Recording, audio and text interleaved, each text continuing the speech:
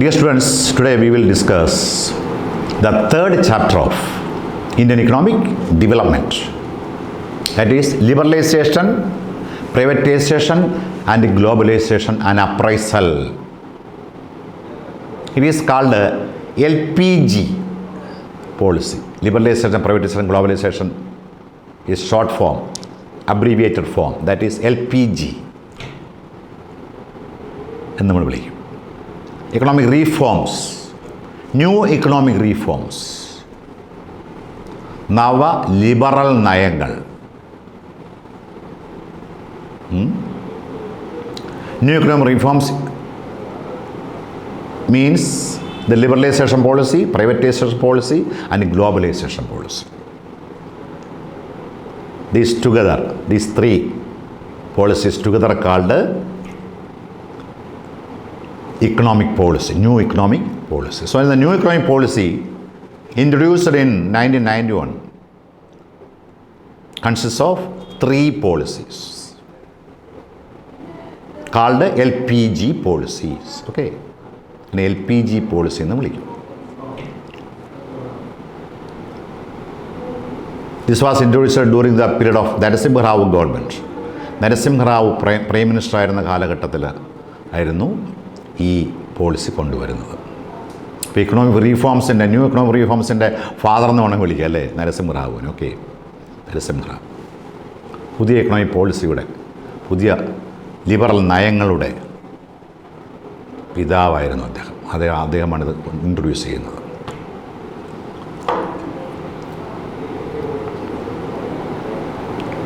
In 1991, India met with an economic crisis relating to its external debt. But the reasons for the introduction of this particular policy that we examine, അത് നമ്മൾ examine ചെയ്യാൻ പോകുന്നത് reasons. അതിൽ പ്രധാനമായ reason എന്ന് പറയുന്നത് economic crisis ആയിരുന്നു. We met with an economic crisis relating to external debt എന്ന് പറഞ്ഞാൽ അതിൻ്റെ അർത്ഥം the foreign exchange reserves. We are always maintaining foreign exchange reserves to import goods, especially petrol and other important items from abroad. These foreign exchange reserves are dropped to the levels that were not sufficient for even a fortnight. Fortnight means 14 days അല്ലേ, രണ്ടാഴ്ച, 2 weeks, for 2 weeks. രണ്ടാഴ്ചത്തേക്ക് പോലും തികയില്ലായിരുന്നു നമ്മുടെ ഇവിടുത്തെ foreign exchange reserve. When we import goods and services from abroad, അതിന് foreign exchange നമുക്ക് വേണം, reserve വേണം, foreign exchange reserve. We need foreign exchange reserve. അത് സത്യം പറഞ്ഞാൽ രണ്ടാഴ്ചത്തേക്ക് പോലും തികയാത്തതായിരുന്നു. എന്ത് വളരെ വളരെ വളരെ മോശപ്പെട്ട ഒരവസ്ഥയായിരുന്നു അല്ലേ നമ്മുടെ ഇന്ത്യയുടെ. അതൊരു ഇക്കണോമിക് ക്രൈസിസിലേക്ക് പോകും. അതാണ് ഇക്കണോമിക് ക്രൈസിസിൻ്റെ പ്രധാനമായിട്ട് എക്സ്റ്റേണൽ ഡെറ്റുമായിട്ട് ബന്ധപ്പെട്ട ക്രൈസിസാണ് അപ്പോൾ ആദ്യമായിട്ടുണ്ടായത്. ഇനി ഈ ക്രൈസിസിനെ കുറച്ചുകൂടെ അഗ്രവേറ്റ് ചെയ്തു, കോമ്പൗണ്ട് ചെയ്തു. This crisis was further compounded by rising prices of essential goods. Essential ഗുഡ്സുകളുടെ പ്രൈസ് അങ്ങോട്ട് വർദ്ധിക്കാൻ തുടങ്ങി എന്ന് പറഞ്ഞാൽ സെക്കൻഡ് റീസൺ എന്ന് പറയാം നമുക്ക്. Second reason for A crisis. ഈ ക്രൈസിസിൻ്റെ ഒരു പ്രധാന റീസൺ, അല്ലെങ്കിൽ അതിൻ്റെ ഒരു ഫീച്ചറായിരുന്നു, ഒരു പ്രത്യേകതയായിരുന്നു. എന്തായിരുന്നു? Rise in the prices of essential goods and services. That is what's called inflation. നമ്മൾ ഇൻഫ്ലേഷൻ എന്ന് പറയും. Continuous rise in the prices അല്ലേ, persistent rise in the prices of goods and services. അതിങ്ങനെ കൂടിക്കൊണ്ടിരിക്കും, വില കൂടി ഇൻഫ്ലേഷണറി സിറ്റുവേഷൻ.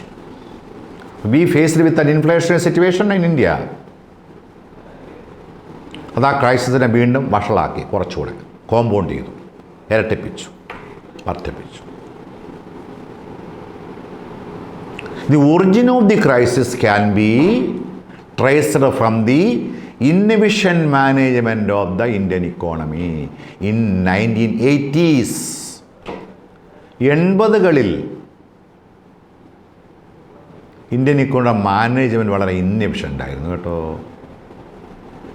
അപ്പോൾ ഈ ഇന്നെഫിഷ്യൻ്റ് മാനേജ്മെൻറ്റും അതിനൊരു കാരണമായി. ഈ ഫിനാൻഷ്യൽ ക്രൈസിസിന് ഒരു കാരണം നമ്മുടെ മാനേജ്മെൻറ്റ് മോശമായിരുന്നു. ഇന്ത്യൻ ഇക്കോണമിയുടെ മൊത്തത്തിലുള്ള management, the overall management of the Indian economy became inefficient, especially in 1980s, 80-കളിൽ വളരെ മോശപ്പെട്ട ഒരു മാനേജ്മെൻ്റ് ആയിരുന്നു, ഇന്നെഫിഷ്യൻ്റ് ആയിരുന്നു.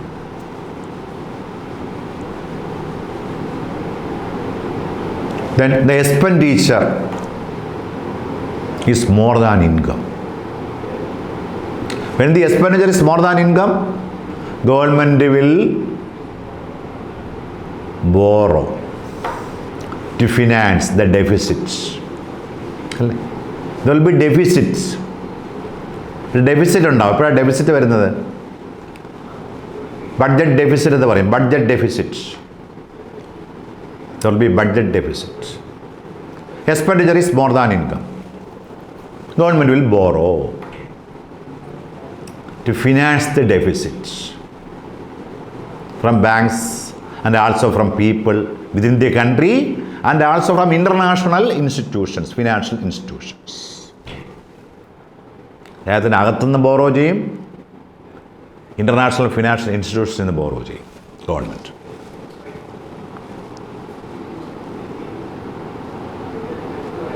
അത് നമുക്ക് expenditure കൂടുതലാവും, income revenue കുറവാകും.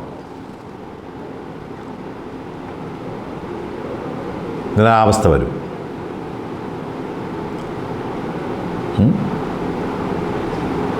So we approached World Bank and also IMF.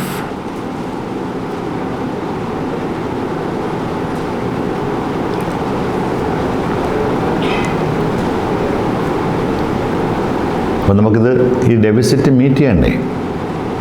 നമ്മളപ്പോൾ എന്ത് ചെയ്തു? വേൾഡ് ബാങ്കിനെയും IMFനെയും, രണ്ട് American സന്തതികളാണ്, അതറിയാമല്ലോ.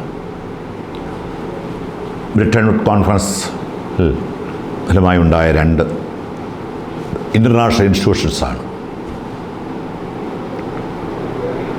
International Monetary Fund and IBRD, അങ്ങനെ വേൾഡ് ബാങ്ക് എന്ന് പറയും. IBRD, International Bank for Reconstruction and rural development. He borrowed $7 billion. $7 billion ആണ് നമ്മൾ അവിടെ നിന്ന് ബോറോ ചെയ്തത്.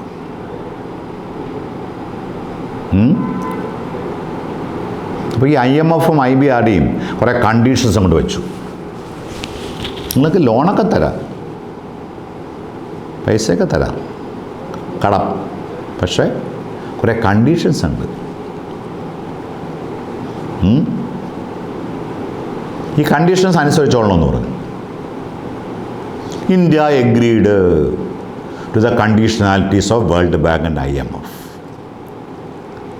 And announced the new economic policy NEP. അങ്ങനെ ഇന്ത്യ അംഗീകരിച്ചു. അവർ പറഞ്ഞ കണ്ടീഷൻസൊക്കെ അംഗീകരിച്ചു കൊള്ളാമെന്ന് സമ്മതിച്ചു. India agreed the conditionalities put forward by IMF, IBRD, World ബാങ്കും IMFും പറഞ്ഞ കണ്ടീഷൻസ് എല്ലാം തന്നെ എഗ്രി ചെയ്തുകൊണ്ട് നമ്മൾ പുതിയ എക്കണോമിക് പോളിസി കൊണ്ടുവന്നു. That is called A new economic policy. മനസ്സിലായോ? അതാണ് new economic policy. A set of policies. It is called Liberalisation, Privatisation and Globalisation. Policy എന്ന് പറയും. New economic NEP. Okay. But this set of policies can be broadly classified into two groups. നമുക്ക് രണ്ട് group ആക്കി മാറ്റാം. One, stabilization measures. And second, structural reform measures. Stabilization measures and structural reform measures. Stabilization measures are short-term measures.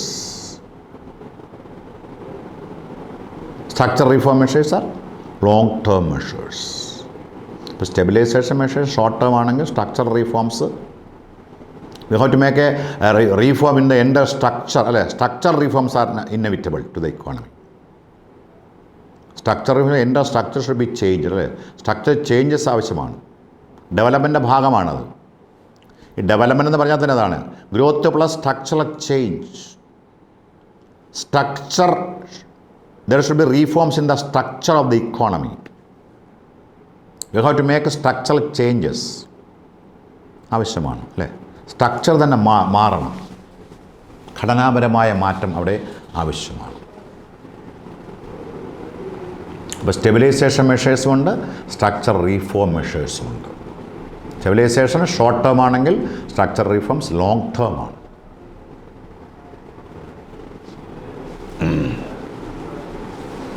അപ്പോൾ these measures were intended to correct എന്താണ് the weaknesses that have developed in the balance of payments and to bring inflation under control.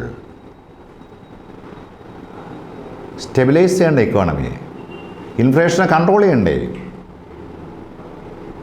Inflation to be controlled. എന്നാലേ economy stabilize ചെയ്യാൻ പറ്റുള്ളൂ. Stabilization measures, balance of payments, adverse balance of payment position should be corrected. അല്ലേ, അത് correct ചെയ്യണം.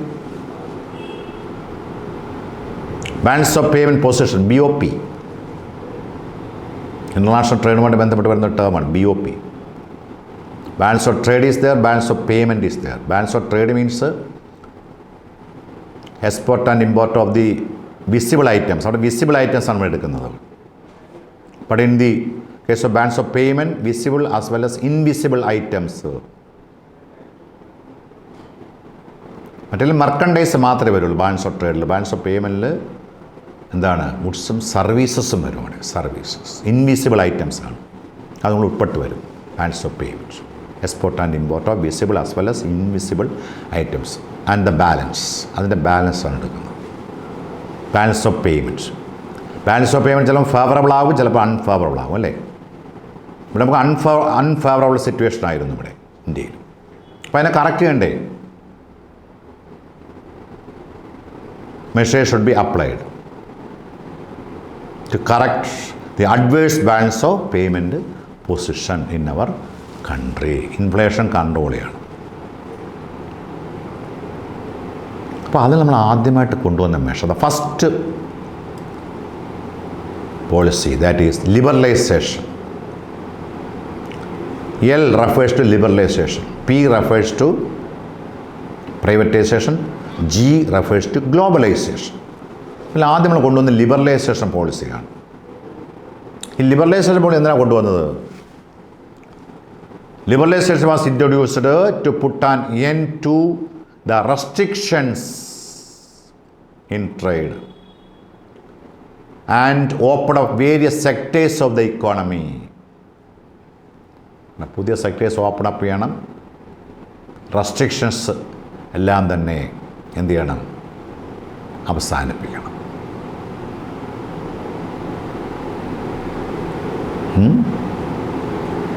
ട്രേഡിൽ ഒരുപാട് restrictions ഉണ്ടായിരുന്നു. അതാണ്. അപ്പോൾ ശരിക്കും പറഞ്ഞാൽ നമ്മളിവിടെ ശരിക്കും പറഞ്ഞാൽ ഈ 80s തന്നെ ആണോ ദോ a few liberalization measures were introduced in 1980s in the areas of industrial licensing, export-import policy, export-import policy, technology upgradation, fiscal policy and foreign investment. But the reform policy is initiated in 1991 were more comprehensive. പക്ഷേ നമ്മൾ 1991 കൊണ്ടുവന്ന policy വളരെ comprehensive ആയിരുന്നു. 80s തന്നെ നമ്മൾ കുറച്ച് പോളിസികൾ കൊണ്ടുവന്നിട്ടുണ്ട്. Industrial ചില ചെറിയ മെഷേഴ്സുകളൊക്കെ കൊണ്ടുവന്നിട്ടുണ്ട്. അതൊക്കെ ഇതുമായിട്ട് ബന്ധപ്പെട്ട export import policy, technology upgradation, fiscal policy, അങ്ങനെയൊക്കെ കൊണ്ടുവന്നു. Foreign investment policy. പക്ഷേ റീഫോം പോളിസീസ് ഇൻട്രൊഡ്യൂസ് 1991 എന്ന് പറയുന്നതാണ് ഏറ്റവും കോംപ്രഹെൻസീവ് ആയിട്ടുള്ള, വളരെ വൈഡായിട്ടുള്ള, ബ്രോഡായിട്ടുള്ള ഒരു മെഷറായിരുന്നു അത്. Especially liberalisation. ലിബറലൈസേഷൻ എന്താ? അതാണ് റെസ്ട്രിക്ഷൻ. എന്ത് ചെയ്യുക? Put an end to the restrictions.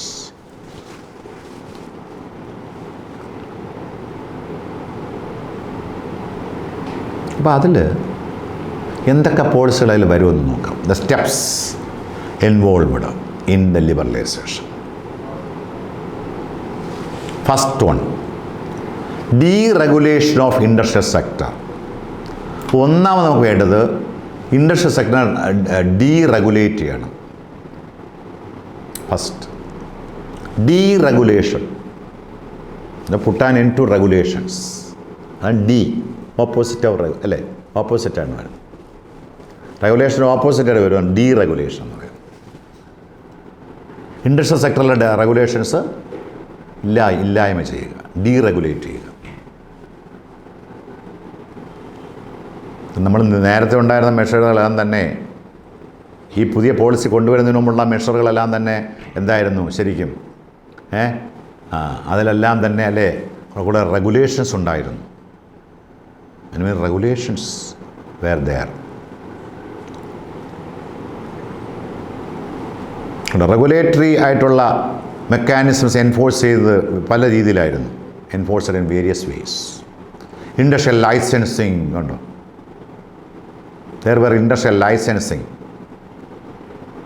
under which every entrepreneur had to get permission from government officials to start a firm, close a firm, or to decide the amount of goods that could be produced. Regulations ആയിരുന്നു അതൊക്കെ.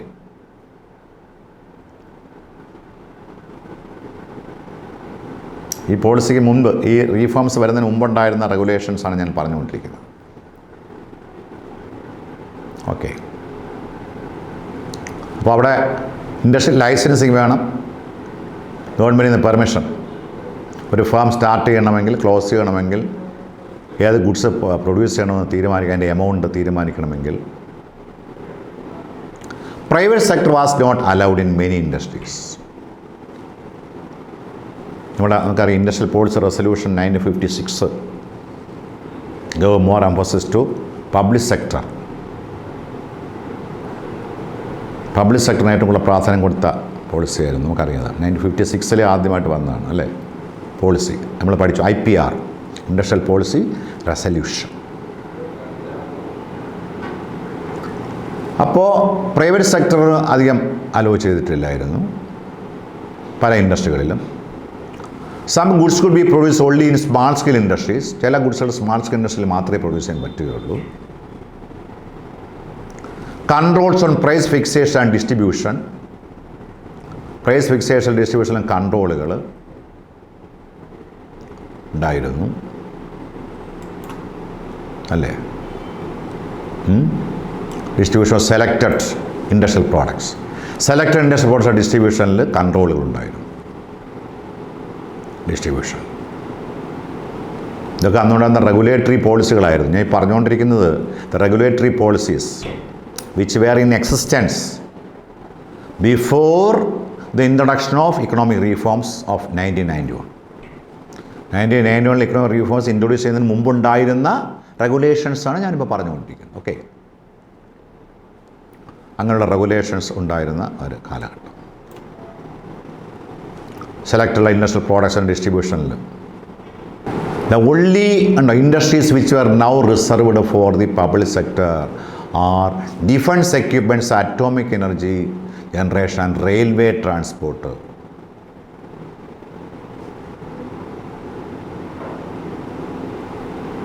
ഇപ്പോഴത്തെ ഈ പുതിയ നമ്മുടെ രീതി എന്താണ്? The only industries which are now reserve of the public sector ഏതൊക്കെയാണ്? Defence equipments, atomic energy and railway transport. അല്ലേ, റെയിൽവേ ട്രാൻസ്പോർട്ടിനെ ഇടയ്ക്ക് ചെറുതായിട്ടൊന്ന് പ്രൈവറ്റ് സെക്ടറിന് കൊടുത്തിട്ടുണ്ട് കേട്ടോ. അപ്പോൾ പ്രൈവറ്റൈസേഷനിലേക്ക് ചെറുതായിട്ട് പോകാൻ തുടങ്ങിയിട്ടുണ്ട്. തേജസ് അല്ലേ എന്ന് പറയുന്ന ഒരു ട്രെയിൻ ഓടുന്നുണ്ട് പ്രൈവറ്റ് സെക്ടറിൽ. ഫിനാൻഷ്യൽ സെക്ടർ റീഫോംസ്, അപ്പോൾ അതാണ് അപ്പോൾ ഇതിലൊക്കെ അപ്പോൾ ഈ നേരത്തെ പറഞ്ഞ റെസ്ട്രിക്ഷൻസ് ഒക്കെ തന്നെ എടുത്തില്ല. അപ്പോൾ ഡീറെഗുലേഷൻ ഉണ്ടായി. ആണ് പ്രധാനമായിട്ട് നമ്മൾ പറയുന്നത്. ഡീറെഗുലേഷൻ ഉണ്ടായി ഓഫ് ഇൻഡസ്ട്രീസ്.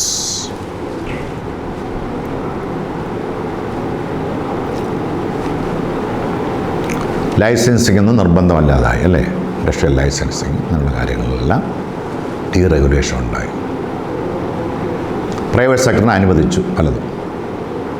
പിന്നെ പ്രൈവറ്റ് സെക്ടറിന് എല്ലാ ഇൻഡസ്ട്രീസും പ്രൈവറ്റ് സെക്ടറിന് കൊടുത്തിട്ടില്ലായിരുന്നു. പബ്ലിക് സെക്ടറാണ് കൂടുതലുണ്ടായിരുന്നത്. ഇപ്പോൾ റിസർവ് ചെയ്തിട്ടുള്ളത് ഇത്രയും മാത്രമേ ഉള്ളൂ: ഡിഫൻസും atomic energy and railway transport. രണ്ടാമത് വരുന്നതാണ് second reform, liberalization measure is financial sector reforms. Financial sector reforms എന്ന് പറയും. It includes financial institutions, commercial banks, investment banks, stock exchange operations and foreign exchange markets. അനുവദിച്ചു. Financial sector in India is controlled by RBI അല്ലേ? You know that. RBI is really controlling the financial sector of our country. നമ്മുടെ രാജ്യത്തെ financial സെക്ടറിനെ control ചെയ്ത RBI ആണല്ലോ നമ്മുടെ ഇന്ത്യയിൽ. Because RBI is a central bank of our country. നമ്മുടെ രാജ്യത്തിലെ സെൻട്രൽ ബാങ്കാണ് RBI. അപ്പോൾ RBI ആണ് കൺട്രോൾ ചെയ്യുന്നത്. One of the main financial sector reforms in India is to reduce the role of RBI from regulator to facilitator of financial sector. One of the major important reforms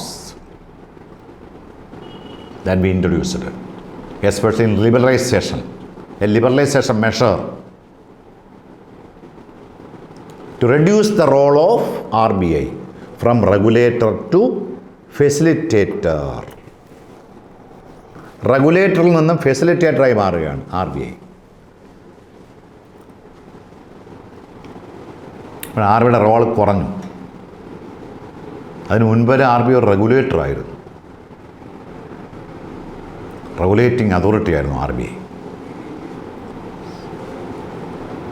എന്ന് പറഞ്ഞാൽ finance sector may be allowed to take decisions on many matters without consulting RBI.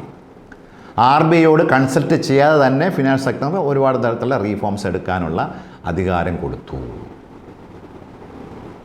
RBIയുടെ consultation വേണം. എന്തെങ്കിലും finance സെക്ടറുമായിട്ട് ബന്ധപ്പെട്ട എന്ത് measure എടുക്കണമെങ്കിലും decision എടുക്കണമെങ്കിലും RBIയുമായിട്ട് consultation ആവശ്യമായിരുന്നു. അത് മാറി. അത് ഏറ്റവും പ്രധാനപ്പെട്ട ഒരു ഫിനാൻസ് സെക്ടർ റീഫോമിൽ വരുന്നതാണ്. RBI എന്തായി മാറി? ഫെസിലിറ്റേറ്റർ ആയി മാറി. എവിടെ നിന്ന്? റെഗുലേറ്ററിൽ നിന്ന്. RBI became a facilitator from regulator. That is one of the major financial sector reforms. Okay. Then foreign institutional investors, FIIs എന്ന് പറയും. Foreign institutional investors such as merchant bankers, mutual funds, pension funds are now allowed to invest in Indian financial markets. Foreign institutional investors-ന് invest ചെയ്യാൻ അതായത് Indian financial മാർക്കറ്റിൽ invest ചെയ്യാനുള്ള അവകാശം, അതിനുള്ള അനുവാദം കൊടുത്തു. അതാരൊക്കെയാണ് ഈ ഫോറിൻ ഇൻസ്റ്റിറ്റ്യൂഷൻ ഇൻവെസ്റ്റേഴ്സായിട്ട് വരുന്നത്? മർച്ചൻ്റ് ബാങ്കേഴ്സ് വരും, മ്യൂച്വൽ ഫണ്ടുകളുണ്ട്, പെൻഷൻ ഫണ്ടുകളുണ്ട്. അപ്പോൾ ഈ മ്യൂച്വൽ ഫണ്ടും പെൻഷൻ ഫണ്ടും കൊണ്ട് നടന്നു കിടക്കുകയാണ് നമുക്കിവിടെ. അപ്പോൾ ഈ ഫണ്ട്സുകൾക്കൊക്കെ തന്നെ ഇന്ത്യൻ ഫിനാൻഷ്യൽ മാർക്കറ്റിൽ പ്രവർത്തിക്കാനുള്ള അനുമതി. അപ്പോൾ അത് ലിബറലൈസേഷൻ മെഷർ അല്ലേ? It is a liberalization measure. Okay. Financial foreign institutional investors, FIIs എന്ന് പറയും. അത് രണ്ടാമത്തത്. Deregulation, industrial regulation. Second, financial sector reforms. Third on tax reforms. മൂന്നാമത്തെ ടാക്സ് റീഫോംസ്. ഇപ്പം ലിബറലൈസേഷനിലെ മൂന്നാമത്താണ് ഞാൻ പറയുന്നത്, tax reforms. What is tax reforms? Tax reforms are concerned with the reforms in government's taxation and public sector expenditure policies, which are collectively known as fiscal policy. What is understood fiscal policy? Fiscal policy is the policy of the government. Governmental policy another. Fiscal policy. Government as checker. Fisc. Fisc means government as checker. Government policy. Taxation and public expenditure. Public debt. Public expenditure, public debt, taxation ബന്ധപ്പെട്ട പോളിസികളാണ്. അതിൽ reforms, taxation പോളിസിയിൽ reforms കൊണ്ടുവന്നു. Physical പോളിസിയൊക്കെ കുറേ മാറ്റി. Reduction in the rates of income tax and corporate tax. Income ടാക്സിലും corporate ടാക്സിലൊക്കെ റിഡക്ഷൻ വരുത്തി. Simplification of tax structure. നമ്മുടെ ടാക്സ് സ്ട്രക്ചർ തന്നെ സിംപ്ലിഫൈ ചെയ്തു. ടാക്സ് റേറ്റ് കുറയ്ക്കുവാൻ തന്നെ നല്ലൊരു ഭയങ്കരമായിട്ട് ആശ്വാസമാണല്ലോ എൻ്റർപ്രൈസുകൾക്ക്. കോർപ്പറേറ്റ് ടാക്സുകളൊക്കെ കുറച്ചു കൊടുത്തു. ഇൻകം ടാക്സ് കുറയ്ക്കുന്നു. അത് വ്യക്തികൾക്കത് വളരെ ബെനിഫിഷ്യലാണ്. സ്ഥാപനങ്ങൾക്കും കോർപ്പറേറ്റ് ടാക്സുകൾ ബെനിഫിറ്റാവും. കുറയ്ക്കുന്നത് പ്രധാനമായിട്ട് അതിൽ വരുന്നത് ടാക്സ് റീഫോമാണ്. Then foreign exchange reforms.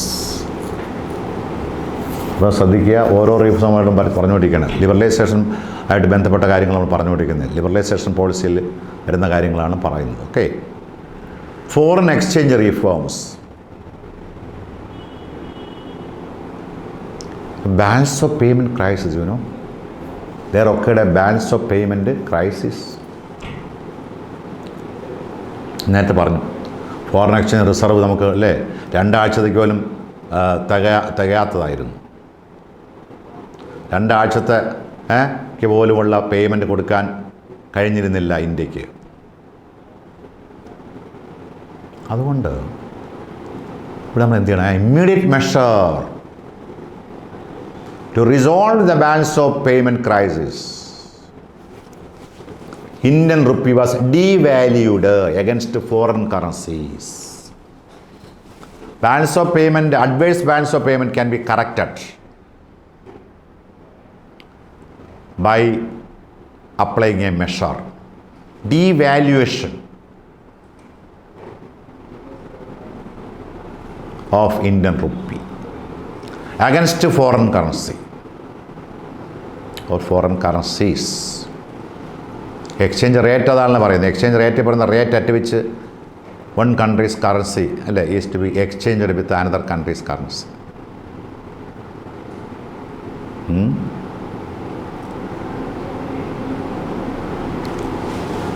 ആണല്ലോ foreign exchange rate of foreign exchange എന്ന് പറയും.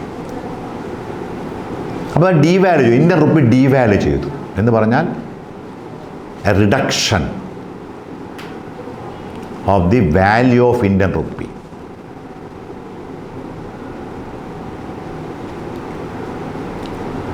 Against a foreign currency. Deliberate attempt, that is a deliberate attempt on the part of the government. Devaluation policy, devaluation of rupee എന്ന് പറയാം.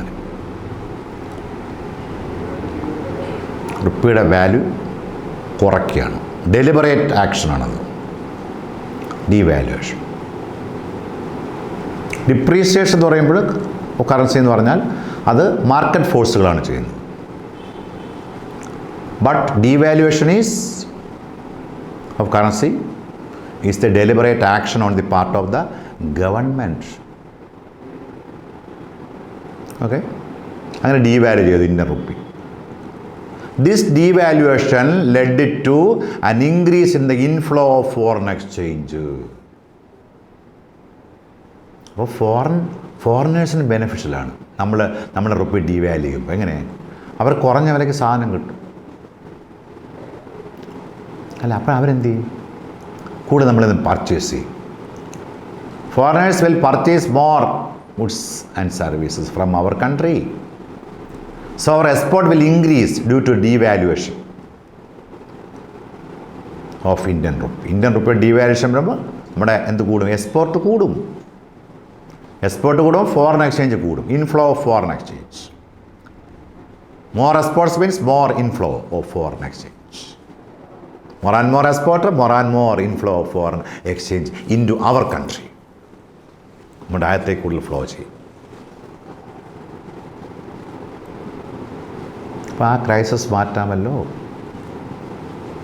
External ഡെറ്റുമായി ബന്ധപ്പെട്ട crisis നമുക്ക് മാറ്റാൻ സാധിക്കും. Foreign exchange reforms എന്ന് പറയും. Then trade and investment policy reforms. Trade and investment policy reform എന്ന് പറഞ്ഞാൽ to increase international competitiveness of industrial production and also foreign investments and technology into the country, into the economy. International competitiveness എന്ത് ചെയ്യണം? നമുക്ക് increase ചെയ്യണം.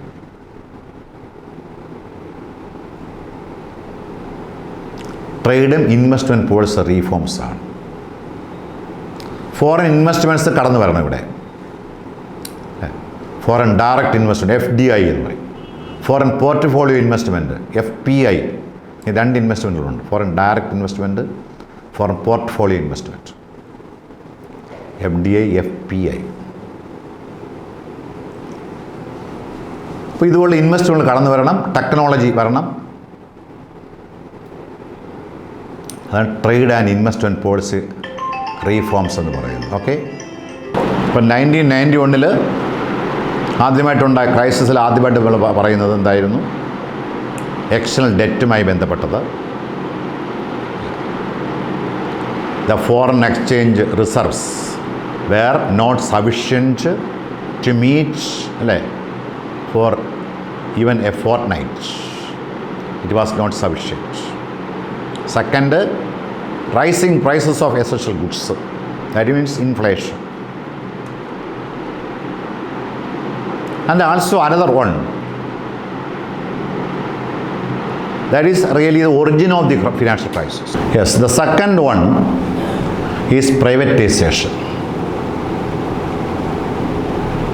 And economic reforms consists of 3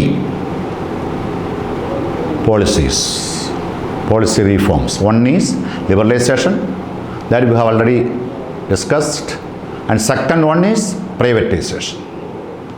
What is a privatization? Privatization means government companies are converted into private companies. If the government companies are converted into private companies, it is a type of privatization. In 2 ways. Privatization is done in 2 ways. Public companies are, government companies are converted into private companies in 2 ways. One, by withdrawal of government from ownership and management of public sector companies or enterprises. First one, withdrawal of the government from ownership and management of public sector companies. Public sector company management ഓണർഷിപ്പിൽ നിന്ന് withdraw ചെയ്യും, പിന്മാറും. ഗവൺമെൻറ്റിന് പിന്മാറും. Second, by outright sale of public sector companies. Public sector കമ്പനികളെ നേരിട്ടങ്ങ് sale നടത്തും, വിൽക്കും. ഔട്ട്റൈറ്റ് സെയിൽ എന്ന് പറയും. ഈ 2 രീതിയാണ്. Government companies are converted into private companies in 2 ways. First way, by the withdrawal of the government from ownership and management of public sector companies. Second one, outright sale of public sector companies. അപ്പോൾ ശരിക്കും പറഞ്ഞാൽ privatization of the public sector undertakes by selling off part of equity of public sector undertakings to the public is known as disinvestment. അതിനെ disinvestment എന്ന് പറയും. Public sector അണ്ടർടേക്കിങ്സിൻ്റെ ഇക്വിറ്റികളെ part of equity will be sold, വിൽക്കും. Selling of the part of equity of public sector undertakings, PSUs, public sector undertakings to the public is known as disinvestment. അതിന് disinvestment എന്ന് പറയും. അപ്പോൾ അതിനാണ് ഡിസ്ഇൻവെസ്റ്റ്മെൻ്റ് എന്ന് പറയുന്നത്. ഡിസ്ഇൻവെസ്റ്റ്മെൻറ്റ് പോളിസി എന്നാണ് ഇതിന് പറയുന്നത്. ഓക്കെ, അപ്പോൾ ഇതിൽ പ്രധാനമായിട്ട് വരുന്ന ഡിസ്ഇൻവെസ്റ്റ്മെൻറ്റാണ്. PSUസിൻ്റെ ഇക്വിറ്റികളെ എന്ത് ചെയ്യുന്നു? സെൽ ഓഫ് ചെയ്യുന്നു. Part of the equities selling off, that is called disinvestment. Disinvestment എന്നാണ് അതിന് പറയുന്നത്. Then the third one, globalisation. Globalisation, ആഗോളവൽക്കരണം എന്ന് പറയും അല്ലേ, is meant by integration of the economy of the country with the world economy.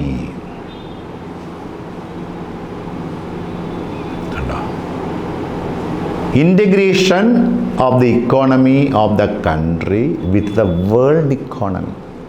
അത് integrate ചെയ്യണം. This is actually the outcome of the two policies. Globalization is the outcome of liberalisation and privatisation. അതിനൊരു ഔട്ട്കമാണ് ഈ globalisation എന്ന് പറയുന്നത് യഥാർത്ഥത്തിൽ, അങ്ങനെ പറയാം.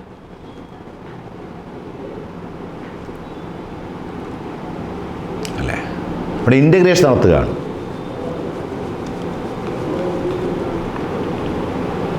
World ഇക്കോണമിയുടെ integration, ഒരു ഇക്കോണമി വേൾഡ് ഇക്കോണമിയോട് ഇൻറ്റഗ്രേറ്റ് ചെയ്യുന്നു. ഇപ്പോൾ നമ്മുടെ ഇന്ത്യൻ ഇക്കോണമിയെ വേൾഡ് ഇക്കോണമിയായിട്ട് ഇൻറ്റഗ്രേറ്റ് ചെയ്യുന്ന പ്രോസസ്സാണ്. That is globalization. It is a complex phenomenon. It is outcome of the set of various policies that are aimed at transforming the world towards greater interdependence and integration. It is a world of interdependence and integration. Unity.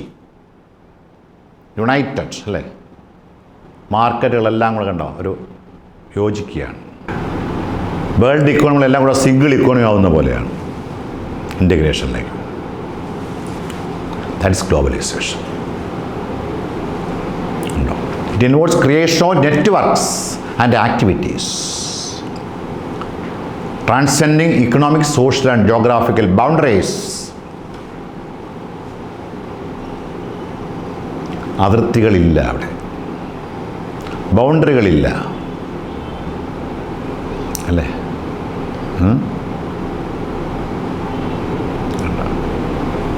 അതാണ് എൻ്റെ creation of networks and activities transcending economic, social, geographical boundary. ബൗണ്ടറികളില്ലാത്ത, അതിരുകളില്ലാത്ത ഒരു സാമ്രാജ്യം പോലെയാണ്, ഒരു മാർക്കറ്റാണത്. അതിരുകളില്ലാത്ത market എന്ന് പറയാം അല്ലേ. അതിർത്തിയില്ല, ബൗണ്ടറി ഇല്ല, ജോഗ്രാഫിക്കൽ ബൗണ്ടറി അവിടെ അല്ലേ വരുന്നില്ല. Okay,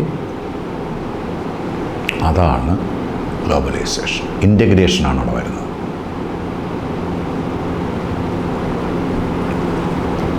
And one of the main outcomes of globalization is outsourcing. ഗ്ലോബലൈസേഷൻ്റെ പ്രധാന ഔട്ട്കം എന്ന് പറയുന്നത് ഔട്ട്സോഴ്സിംഗ് എന്ന് പറയും. അതാണ് ഈ outsourcing. It is one of the important outcomes of globalisation process. In outsourcing, a company hires regular service from external sources, mostly from other countries, which was previously provided internally or from within the country. കണ്ടോ, നമ്മൾ outsource ചെയ്യുകയാണ്.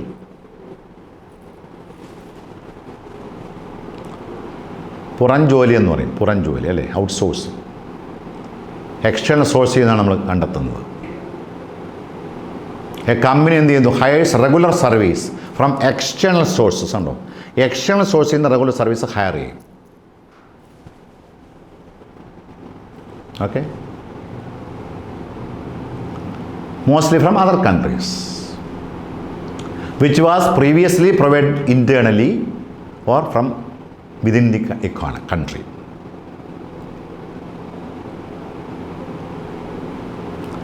ഇപ്പോൾ ഇന്ത്യയിൽ പ്രധാനമായിട്ട് outsourcing വരുന്നത് main services which we that are outsource from ഇന്ത്യയിൽ നിന്ന് outsource ചെയ്യപ്പെടുന്ന പ്രധാന സർവീസുകൾ എന്ന് പറയുന്നത് ഡെവലപ്ഡ് കൺട്രീസിലേക്കാണ് നമ്മൾ ഔട്ട്സോഴ്സ് ചെയ്യുന്നത്. വിദേശ രാജ്യങ്ങളിലേക്ക്, ഡെവലപ്ഡ് കൺട്രീസ്.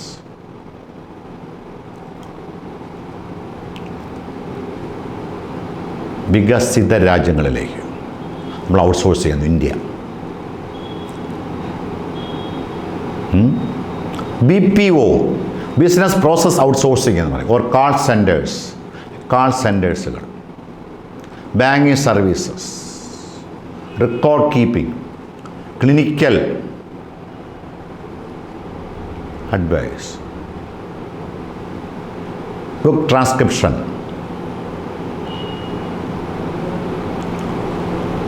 ടീച്ചിങ്, ഈ എക്സെട്ര. ഇതുമായിട്ട് ബന്ധപ്പെട്ട കാര്യങ്ങളെല്ലാം ഔട്ട്സോഴ്സിംഗ് ഉണ്ട്. നമ്മൾ പ്രധാനമായിട്ട് ഇത്രയും സർവീസുകളാണ് ഔട്ട്സോഴ്സ് ചെയ്യുന്നത്. The main service which are outsourcer from India to developed countries. അത് BPO വരും, കാൾ സെൻറ്റേഴ്സ് അല്ലെങ്കിൽ കാൾ സെൻറ്റേഴ്സ് എന്ന് പറയാൻ, ബാങ്കിങ് സർവീസുകൾ വരും, അതിൽ റെക്കോർഡ് കീപ്പിംഗ് വരും, ക്ലിനിക്കൽ അഡ്വൈസ് അതിനകത്ത് വരും, ബുക്ക് ട്രാൻസ്ക്രിപ്ഷൻ വരും, പിന്നെന്ത് വരും, ടീച്ചിങ് വരും. ഇങ്ങനെയുള്ള കാര്യങ്ങളെല്ലാം നമ്മൾ ഔട്ട്സോഴ്സ് ചെയ്യുന്നതിൽ വരും. BPO, business process outsourcing. ഇപ്പോൾ KP ഉണ്ട്, നോളജ് പ്രോസസ് ഔട്ട്സോഴ്സിങ്. LP ഉണ്ട്, ലീഗൽ പ്രോസസ് ഔട്ട്സോഴ്സിങ്. പുതിയ ഔട്ട്സോഴ്സിങ്ങുകളാണ്. BPO, KPO, LPO. BPO business process outsourcing or call centers. LPO legal process outsourcing. KPO knowledge process outsourcing. Okay, നമ്മൾ knowledgeable economy ആയി മാറിയല്ലോ. IT മേഖലയുടെ വികാസം അല്ലേ, development of IT sector, information technology. Okay, ഇനി ഇതിൻ്റെ ഭാഗമായിട്ട് പഠിക്കാനുള്ള വേറൊരു കാര്യം, world trade organisation, WTO.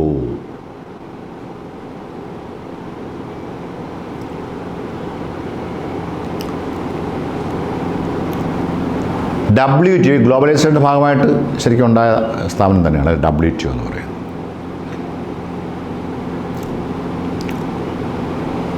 Multilateral trade promote ചെയ്യാൻ വേണ്ടി ഉണ്ടായ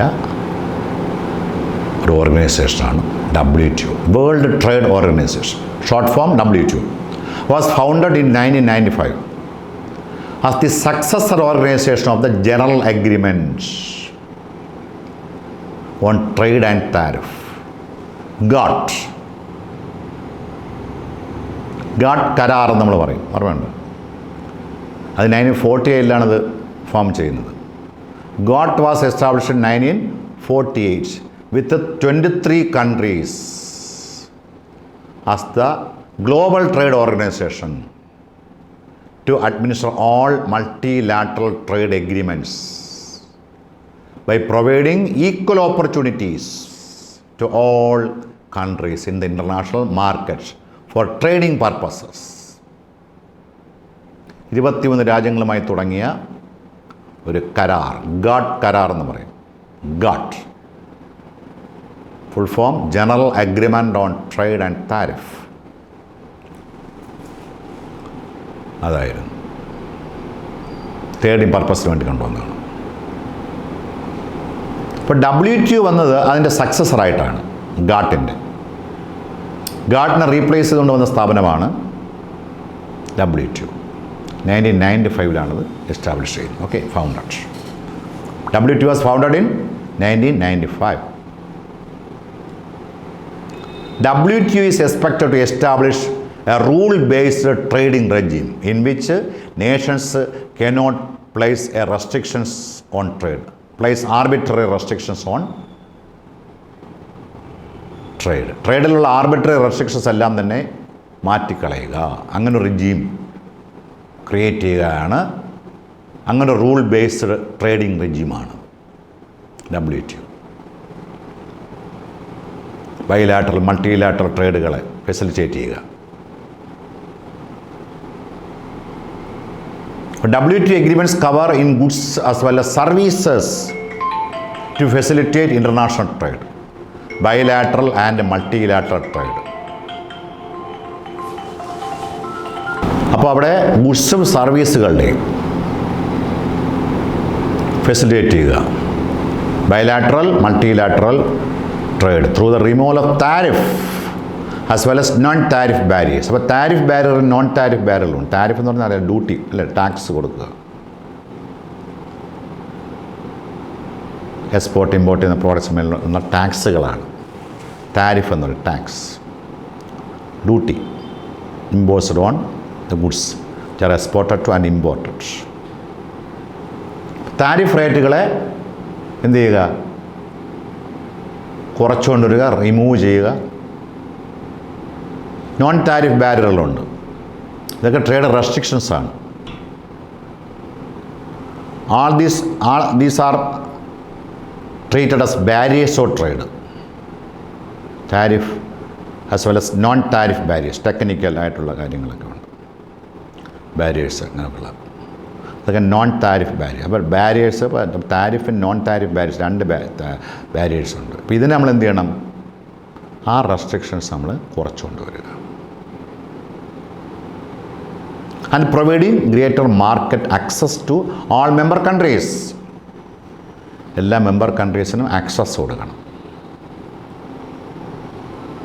അപ്പോൾ ഇന്ത്യയും WTOയുടെ മെമ്പർ കൺട്രിയാണ്. India is also one of the member countries of WTO, World Trade Organization. World trade ഓർഗനൈസേഷൻ്റെ കാര്യം ഈ ഗ്ലോബലൈസേഷനോട് ബന്ധപ്പെട്ട് നമ്മൾ പഠിക്കാനുള്ള കാര്യമാണ്. Then we can make an assessment of the economic reforms. Indian economy during reforms and assessment. Growth and employment.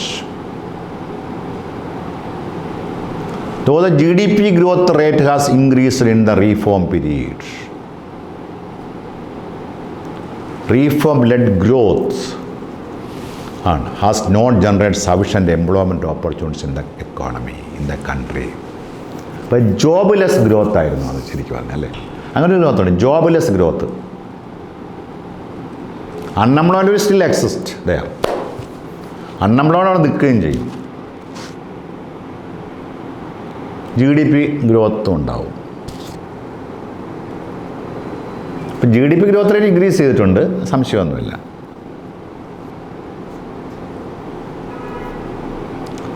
But reform-led growth has not generated sufficient employment opportunities in the country.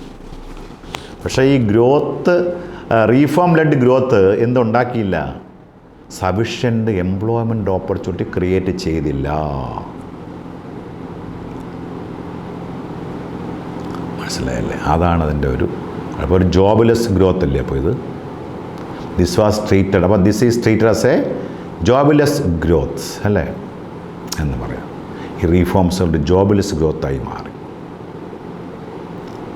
Unemployment remove ചെയ്തുകൊണ്ടുള്ള ഗ്രോത്താണ് വേണ്ടത്. Second one, ഒരു critical assessment നമ്മൾ നടത്തുന്നത് കേട്ടോ. It is a critical assessment. Okay, reforms in agriculture. Reforms have not been able to benefit agriculture. റീഫോംസുകൾക്ക് അഗ്രികൾച്ചറിനെ benefit ചെയ്യാൻ കഴിഞ്ഞില്ല. Where the growth rate has been decelerating അവിടെ ഗ്രോത്ത് റേറ്റ് ഡീസലറേറ്റ് ചെയ്ത് പോയി. അഗ്രികൾച്ചർ ഗ്രോത്ത് റേറ്റ് ഡീസലറേറ്റ് ചെയ്ത് പോയി. Agriculture development അധികം ഉണ്ടായിട്ടില്ല. ഇൻഡസ്ട്രിയൽ ഡെവലപ്മെൻറ്റ് ഉണ്ടായി. കൂടുതൽ ഇൻഡസ്ട്രിയൽ റീഫോംസിനാണ് കൂടുതൽ ഊന്നൽ കൊടുത്തത്, അല്ല ഇൻഡസ്ട്രിയൽ റീഫോംസ്. അപ്പോൾ അഗ്രികൾച്ചർ ഡെവലപ്മെൻറ്റ് ഉണ്ടായില്ലെന്നുള്ളതാണ് അല്ലേ. Reforms have not been able to benefit agriculture. In agriculture, the growth has been decelerating, accelerating, decelerating. Accelerating opposite ആണ് accelerating, decelerating. Accelerate, decelerate. Decelerate ചെയ്ത് പോയി.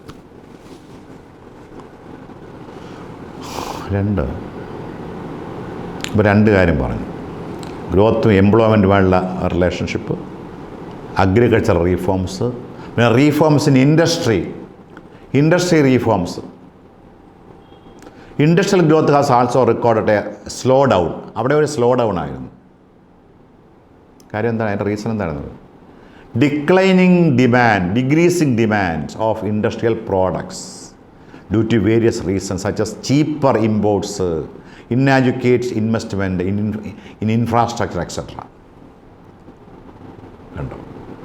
അപ്പോൾ ഇൻഡസ്ട്രിയൽ ഗ്രോത്ത് എന്ന് പറയുന്നതും ഒരു സ്ലോ ഡൗൺ ആയിരുന്നു. ഇൻഡസ്ട്രിയൽ പ്രോഡക്ട്സ് ഡിമാൻഡ് ഡിക്രീസ് ചെയ്തു പോയി. അതാണ് കാരണം. The demand for industrial products were decreased due to some reasons. What are reasons which led to the decrease in the demand of industrial products? Cheaper ഇമ്പോർട്ട്സൊക്കെ ചീപ്പറായി മാറിയല്ലോ. ഈ റെസ്ട്രിക്ഷൻസൊക്കെ എടുത്ത് കളഞ്ഞല്ലോ കുറേ ട്രേഡിലെ, അല്ലേ? താരിഫ് ബാരിയറും നോൺ താരിഫ് ബാരിയേഴ്സൊക്കെ റിമൂവ് ചെയ്തു. അപ്പോൾ ചീപ്പർ ഇമ്പോർട്ടുകളായി, ഇമ്പോർട്ട്സ് എളുപ്പമായി. താരിഫ് ബാരിയറാണ് ഏറ്റവും പ്രധാനമായിട്ട് ഒരു ബാരിയറാണ് ഇമ്പോർട്ടിൻ്റെ. അതില്ലാതായപ്പോൾ ചീപ്പർ ഇമ്പോർട്ട്സ് വന്നു. ഇന്നാഡിക്വേറ്റ് ഇൻവെസ്റ്റ്മെൻറ്റ് ഇൻഫ്രാസ്ട്രക്ചറിലെ ഇൻവെസ്റ്റ്മെൻറ്റ് ഇന്നാഡിക്വേറ്റായി മാറി, അപര്യാപ്തമായി മാറി. ഈ രണ്ട് പ്രധാന കാരണങ്ങളാണ് ഇൻഡസ്ട്രിയൽ പ്രോഡക്ട്സ് ഡിമാൻഡ് കുറച്ച് കളഞ്ഞത്, അല്ലേ? അതാണ് റീഫോംസ് ഇൻഡസ്ട്രി. അപ്പോൾ അതും അതിലുള്ള ഒരു അപാകതയായിട്ട് നമുക്ക് കൊണ്ടുവരാം. ദെൻ ഡിസ്ഇൻവെസ്റ്റ്മെൻറ്റ്, അത് നമ്മൾ നേരത്തെ പറഞ്ഞു. ഡിസ്ഇൻവെസ്റ്റ്മെൻറ്റ് പ്രൈവറ്റൈസേഷൻ്റെ ഭാഗമാണ് ഡിസ്ഇൻവെസ്റ്റ്മെൻറ്റ് എന്ന് പറയുന്നത്. Every year government fixes a target for disinvestment of PSUs. ഓരോ വർഷവും ഗവൺമെൻറ് ടാർഗറ്റ് അങ്ങ് വയ്ക്കും. പബ്ലിക് സെക്ടറിന് ഡിസ്ഇൻവെസ്റ്റ്മെൻറ്റിലേക്ക് ഒരു ടാർഗറ്റ് അങ്ങ് കൊണ്ടുവരും. അത് പ്രൈവറ്റ് സെക്ടറിന് കൊടുക്കുകയില്ലേ? ഇപ്പോൾ പബ്ലിക് സെക്ടർ അണ്ടർടേക്സിനെ പ്രൈവറ്റ് സെക്ടറിലേക്ക് കൊടുക്കുകയാണ്. Public sector undertakes are sold to the private sector. So the critics point out that the assets of PSUs have been undervalued and sold to the private sector. ഇത് അണ്ടർവാല്യൂ ചെയ്യണം. അസറ്റുകളെല്ലാം അണ്ടർവാല്യൂ ചെയ്താണ് പോകുന്നത്. Public sector അണ്ടർടേക്സിന് അസറ്റുകൾ അണ്ടർവാല്യൂ ചെയ്യുന്നു, അത് വിൽക്കുന്നു private sector. അപ്പോൾ എന്ത് സംഭവിക്കും? This means there has been a substantial loss to the government. അവിടെ ഗവൺമെൻറ് ഒരു സബ്സ്റ്റാൻഷ്യൽ ലോസ് വരും, വലിയ നഷ്ടമാണ് ഗവൺമെൻറ് വരുന്നത്, അല്ലേ? ഈ PSUs എല്ലാം തന്നെ പ്രൈവറ്റ് സെക്ടറിലേക്ക് പോകുമ്പോൾ ഒരു ടാർഗറ്റും ഫിക്സ് ചെയ്ത് വയ്ക്കുകയാണ് ഡിസ്ഇൻവെസ്റ്റ്മെൻറ്റിന്, ഇങ്ങനെ വിൽക്കാനായിട്ട്. Part of the equity of public sector is to be sold to the private sector. അപ്പോൾ അത് അണ്ടർവാല്യൂ ചെയ്യണം, അസറ്റുകൾ അണ്ടർവാല്യൂ ചെയ്യും, എന്നിട്ടാണ് വിൽക്കുന്നത്. അപ്പോൾ അത് വലിയ നഷ്ടമല്ലേ? A substantial loss to the government.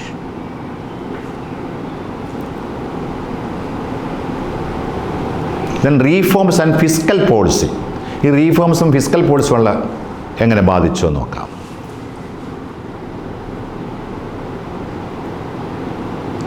Economic reforms have placed limits on the growth of public expenditure, especially in social sectors. അതാണ് സോഷ്യൽ സെക്ടറിലേക്കുള്ള എക്സ്പെൻഡിച്ചറുകൾ ലിമിറ്റ്സ് ഉണ്ടായി.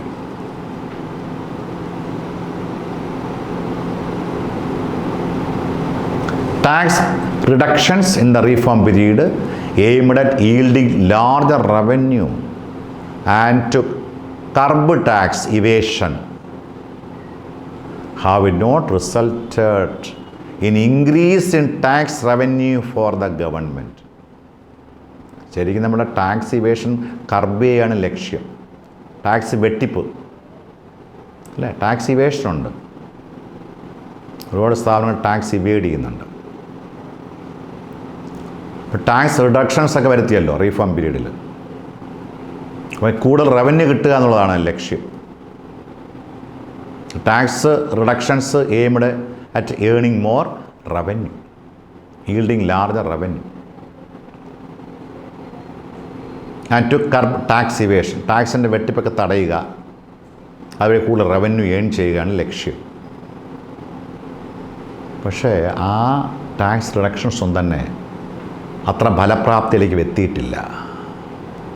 have not resulted in increase in tax revenue for the government. പക്ഷേ government tax revenue വർദ്ധിപ്പിക്കുന്നതിന് വേണ്ടിയാണ് ഇതൊക്കെ ചെയ്തെങ്കിലും അത് ആ പ്രതീക്ഷിക്കുന്ന ഒരു ഫലം ഉണ്ടാക്കിയില്ല. ഈ 5 കാര്യങ്ങളിലാണ് നമ്മളതിൻ്റെ ഒരു അസസ്മെൻറ്റ് നടത്തുന്നത്. Growth and employment, reforms in agriculture, reforms in industry, disinvestment and reforms and fiscal policies. Fiscal policy നമ്മൾ എക്സ്പെൻഡിച്ചറും ടാക്സുമായിട്ടാണ് ബന്ധപ്പെട്ട് വരുന്ന പോളിസിയാണ്. Fiscal policy is related to public expenditure and taxation. Mainly it is related to public expenditure and taxation. Public ഡെറ്റുമായിട്ട് ബന്ധപ്പെട്ടും വരുമെങ്കിലും പ്രധാനമായിട്ട് പബ്ലിക് എക്സ്പെൻഡിച്ചർ, ടാക്സേഷൻ, പബ്ലിക് എക്സ്പെൻഡിച്ചറുമായി ബന്ധപ്പെട്ട് വരുന്ന പോളിസിയാണ് ഫിസ്ക്കൽ പോളിസി എന്ന് പറയുന്നത്. ടാക്സ് റിഡക്ഷൻസൊക്കെ കൊണ്ടുവന്ന് നമ്മൾ പറഞ്ഞല്ലോ റീഫോം മെഷറിൽ അല്ലേ. ഏതാണ് liberalisation measure, tax reforms. Liberalisation measures includes tax reform measures. അതിൽ നമ്മൾ നേരത്തെ പറഞ്ഞതാണ്. ടാക്സ് റിഡക്ഷൻസ്, ടാക്സിൻ്റെ റിഡക്ഷൻസ് ഉണ്ടായി അവിടെ. ലാർജ് റവന്യൂ കൊണ്ടുവരികയാണ് ലക്ഷ്യം, ടാക്സ് ഇവേഷൻ ഇല്ലാതാക്കുക, ടു കർബ് ടാക്സ് ഇവേഷൻ. പക്ഷേ അത്രത്തോളം ഒരു ഫലപ്രാപ്തിയിലെത്തിയില്ല. ഹാവ് നോട്ട് റിസൾട്ടഡ് ഉണ്ടോ, these reforms have not resulted in increase in tax revenue for the government. അത്രത്തോളം റവന്യൂ കൂട്ടിയൊന്നും ഇല്ലെന്നുള്ളതാണ്. അതിനൊക്കെ കുറേ അപാകതകളുണ്ടായിരുന്നു. ഇതാണ് അസസ്മെൻറ്റ്, ക്രിട്ടിക്കൽ അസസ്മെൻറ്റാണ് നമ്മൾ കൊടുത്തത് Indian economy during reforms. Okay, ഇതിൽ ഇത്രയും കാര്യങ്ങളാണ് നോക്കാനുള്ളത്.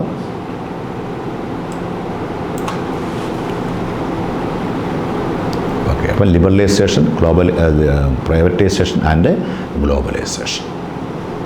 പ്രത്യേകമായിട്ട് എക്സാമിന് ചോദിക്കാം. What is mean by liberalisation, what the liberalisation measures. ലിബറലൈസേഷനിൽ കൂടുതൽ മെഷേഴ്സ് ഉള്ളത്. പിന്നെ പ്രൈവറ്റൈസേഷൻ എന്താണ്, ഗ്ലോബലൈസേഷൻ എന്താണ്,